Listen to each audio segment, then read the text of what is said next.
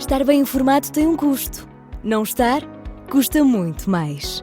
André Ventura e António José Seguro estão na segunda volta. E cada detalhe conta. O palco das eleições é no Observador. Acompanhe passo a passo. Assine hoje o Observador e garanta acesso a todos os artigos, agora com 40 € de desconto. Saiba tudo em observador.pt.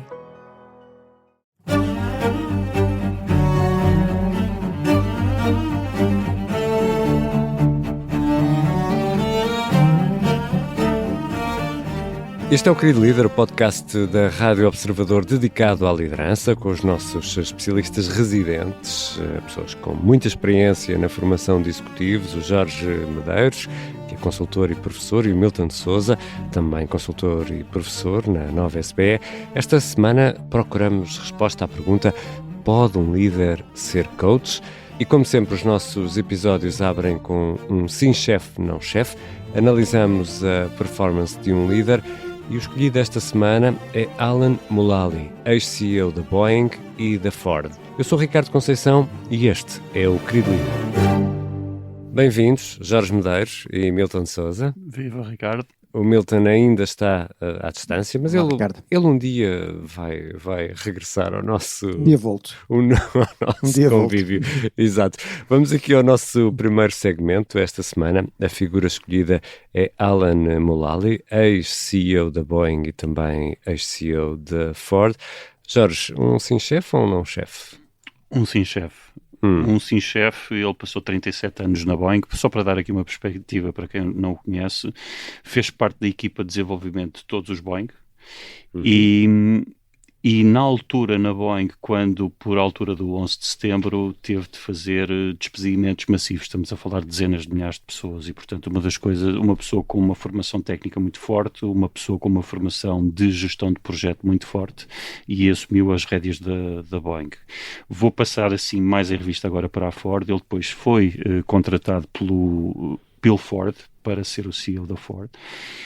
E na altura a Ford estava com uma sangria gigante, estava a jorrar dinheiro e apesar de tudo o Mulally poderia ter tido uma vida muito mais tranquila, mas aceitou transitar não só para uma empresa diferente, com um negócio diferente, como uma empresa cheia de problemas do ponto de vista financeiro e de qualidade.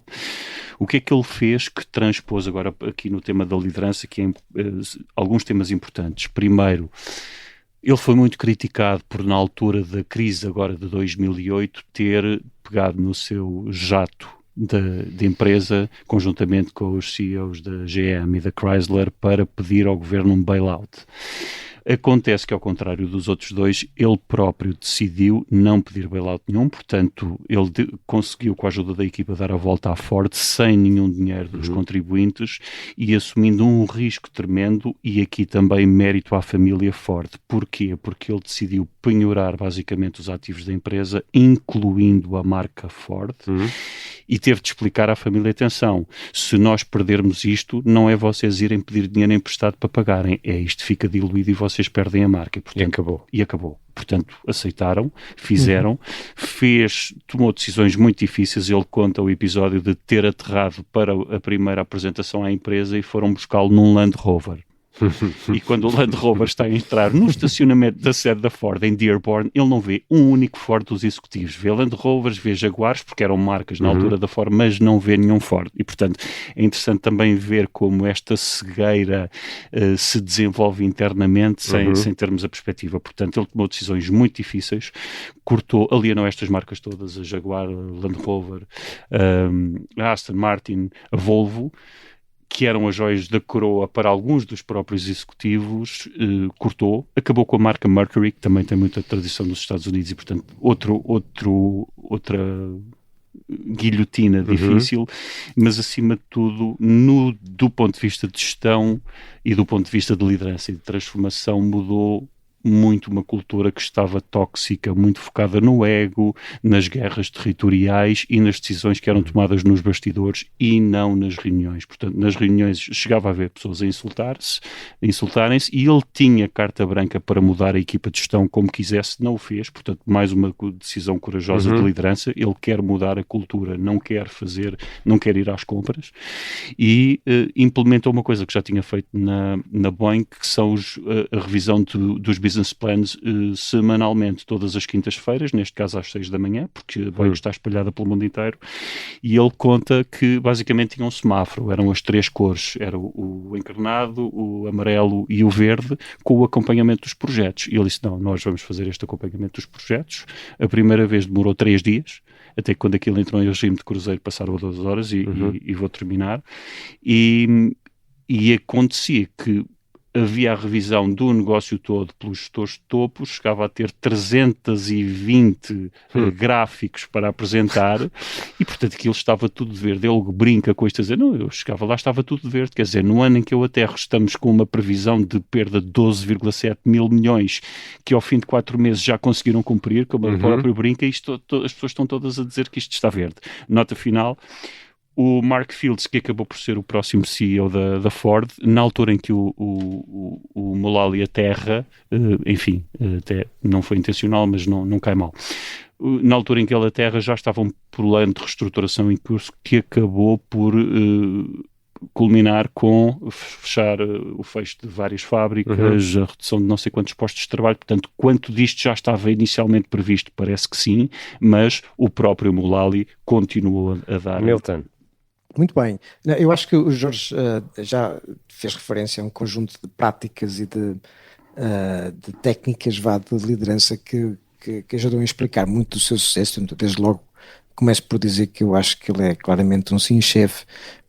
Eu acho que o Alan Mulally também traz aqui mais uma vez um caso que vem confirmar que é possível ter disciplina, capacidade de execução, frontalidade, e que isso não implique não termos cuidado com as pessoas, porque um aspecto central da estratégia dele também é, para alterar a cultura, esta ideia de cuidarmos de facto das pessoas. Inclusive a abordagem dele era love by design, ou seja, a carta de princípios dele relativamente à forma como devemos trabalhar passa por esta ideia de love them up, ou seja, amar as pessoas com quem trabalhamos para que elas possam estar ao seu melhor. E há uma história muito engraçada que ele conta de que no início, de facto, as pessoas não estavam de todo preparadas para esta abordagem, e um dos senior executives com quem ele trabalhava ter tido uma conversa com ele: Alan, eu percebo tudo isto, mas eu tenho muitos anos de uma abordagem de command and control, sou muito diretivo, eu não sei se vou conseguir fazer esta transição, e portanto eu acho que espero que me respeites também na minha abordagem de liderança. E ele diz uma coisa muito engraçada que é,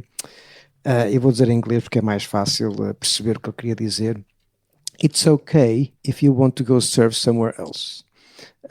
Ou seja, ele nem sequer tentou convencê-lo do que fosse. Isto é assim, isto vai ter que ser assim, e se não te sentires de facto em casa com esta abordagem, não há problema nenhum, podes ir para outro sítio e ninguém te vai levar a mal por isso. E portanto ele diz que, com orgulho, não despediu ninguém, mas foi muito claro nesta exigência de transformar a cultura.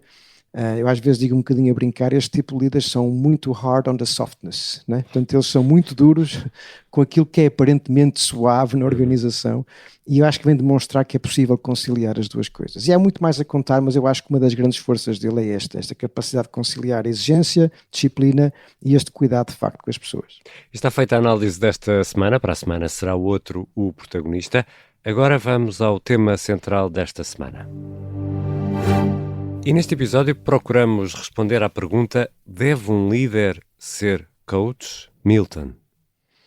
É uma excelente questão, desde logo, porque há quem defenda que um líder, na verdade, dificilmente consegue atuar como um coach, pelo menos no sentido, se calhar, mais restrito ou profissional do termo.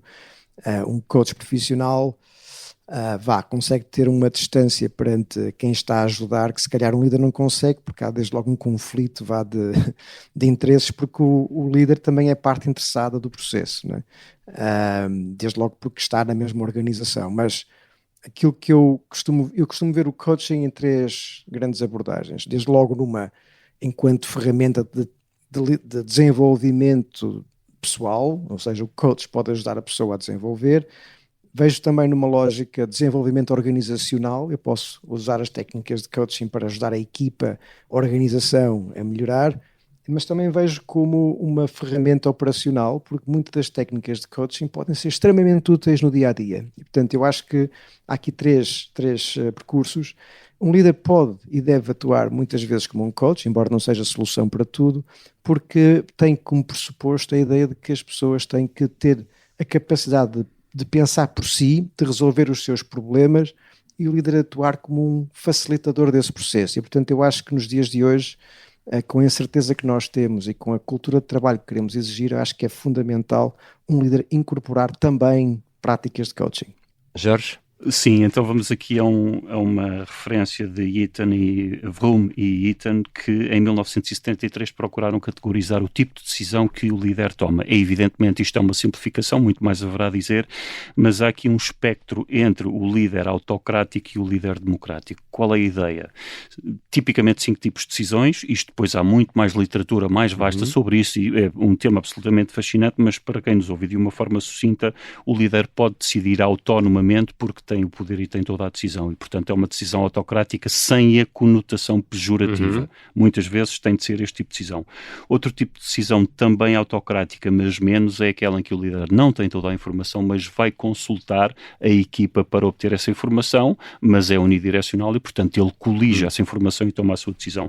Depois vamos progredindo no caminho da democracia e o líder pode apresentar o problema aos subordinados, coletivamente obtém as ideias, mas também continua a ser o próprio a decidir, e depois, ainda mais no caminho da democracia, consulta a equipa, ajuda a equipa a decidir e a chegar a uma decisão, mas ele é o facilitador.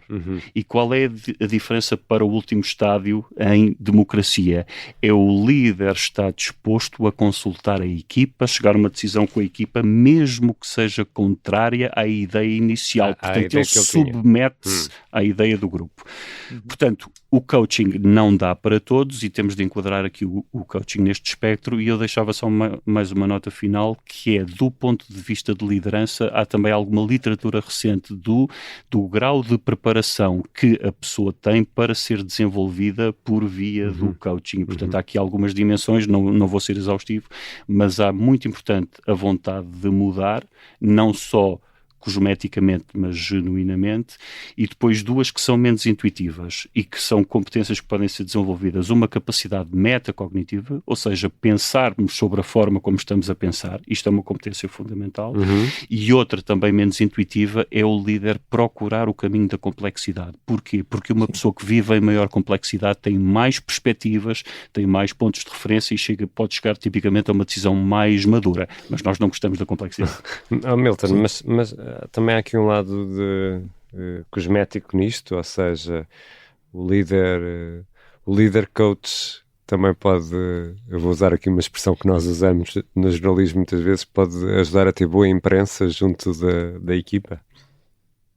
Sim, aliás, este é um fenómeno também conhecido, não direi tanto se calhar no contexto do coaching, do sentido da definição que estamos a usar aqui, mas numa lógica mais alargada no contexto da ideia de empowerment, porque está implícito no coaching, desde logo, para que isto funcione a sério, eu acreditar que o outro tem, ou a equipa, ou a pessoa tem capacidade para, diagnosticar os seus próprios problemas, 2, encontrar soluções, ou seja, há aqui uma crença subjacente que as pessoas são capazes, competentes e que querem de facto resolver os seus problemas.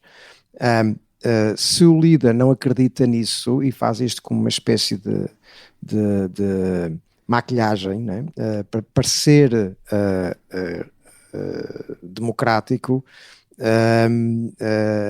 podemos ter um fenómeno que chamamos de bogus empowerment, né? Parece que acredito, falo, defendo isso, mas depois na prática de facto não o faço, ou então até pior, vou manipular as pessoas para pensarem que estão elas a tomar decisões, quando na verdade é uma forma maquiavélica de fazê-las chegar àquilo que eu quero que elas façam. E portanto, quando nós não temos esta atitude real, autêntica, genuína de querer dar às pessoas esse espaço, Eventualmente posso conseguir a curto prazo, mas a médio e longo prazo as pessoas vão notar e vão desconfiar daquilo que é a abordagem do líder neste tipo de coisas. E, portanto, até porque estas ideias do líder como coach e do empowerment acabou por ficar um pouco na moda, e os líderes que se preocupem demasiado com a sua imagem perante os outros, se calhar usam isso como uma ferramenta para parecerem modernos também, quando na verdade não é genuíno. E, portanto, há esse risco, de facto. Milton, fizeste-me lembrar aqui isso, e acho que é importante fazer aqui uma distinção para quem nos ouve. Empowerment não é laissez-faire, e o laissez-faire aqui na literatura da liderança tem uma conotação, coisas profundamente diferentes.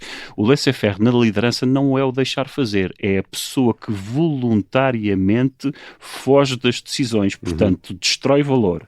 E, portanto, o fazer o coaching e dar empowerment não é dizer faz como quiseres, deixa, não é sacudir responsabilidade. Exatamente. Só para deixar aqui esta nota importantíssima. Falamos inglês, francês, português, então é um grande programa. Multilingüe. E é com estes alertas que fechamos este primeiro episódio da Semana do Querido Líder. Na quinta-feira vamos publicar a conversa com o convidado desta semana. O nosso convidado é Gonçalo Amorim, CEO da BGI, uma aceleradora de startups. Fica aqui um aperitivo da conversa. Eu costumo dizer, uma startup é um queijo suíço. É super saboroso, é super interessante na sua feitura, entre aspas, no seu fabrico, mas tem imensos buraquinhos. E eu costumo dizer, a arte de mentorar não é encontrar os buracos, é colmatar os buracos. É tapá-los. É tapá-los.